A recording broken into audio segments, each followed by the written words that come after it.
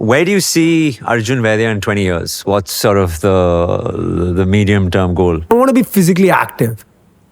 When my kids are in their 20s, I want to be able to play Padel with my daughter or run with my daughter, my dream would be like, can I do a half marathon with my daughter? Right. Or a HYROX with my daughter? Yeah. Or play a above 40, below 40 mixed Padel tournament with my daughter and not be the weaker player on the court, right? I want to be there and I want to compete. And I know a lot of people who do that and I want to be that.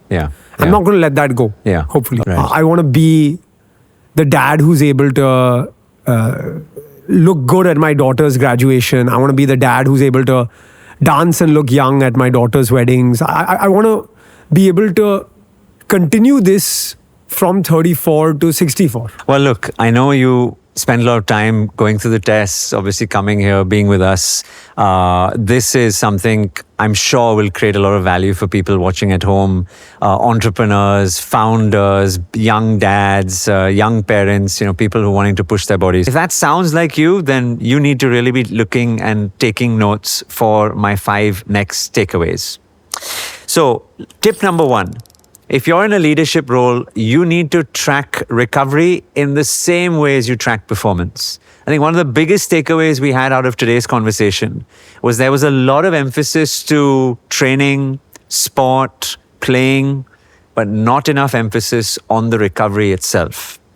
Not just passive recovery through sleep, but active recovery through specific interventions like sauna, contrast therapies, and ice baths. Tip number 2 was that heart health is best managed before symptoms appear.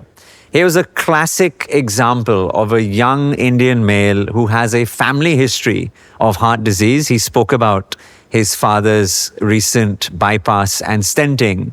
And already in this young age of 34, we are beginning to see in his metrics elevated cholesterol markers, inflammatory markers, and sugar markers. This dangerous cocktail which can lead to cardiometabolic disease.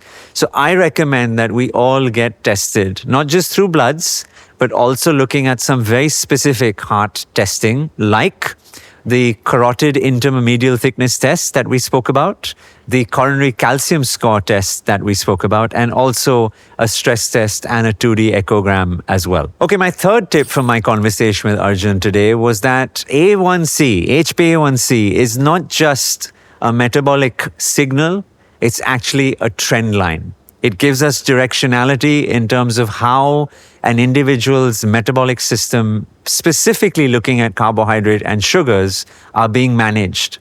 So check your A1C every 6 to 12 months and also ensure that you're checking for your fasting insulin, your fructosamine, your visceral fat levels, your cortisol levels, your uric acid, so that we can get a complete comprehensive picture in terms of how your metabolic system is doing over the long run. The fourth takeaway was the importance of the respiratory system when it comes to our exercise. Now, we didn't have all the data in front of us today. I would have loved to have had Arjun's VO2 max test and his respiratory function test and his oxygen saturations.